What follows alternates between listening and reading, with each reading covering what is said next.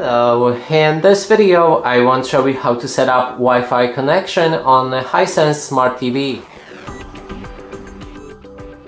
To do this, first you'll need to click on the menu button on your remote, scroll all the way down to the settings, navigate to connection and then select network. Right here we can find network configuration and click on it. Now we can wait till there's a list of all of the Wi-Fi networks available. We can click on one of them, then enter the password for that Wi-Fi.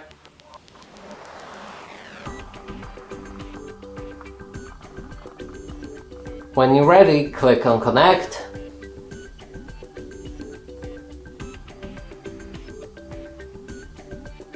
And that way you'll be able to connect your TV with internet.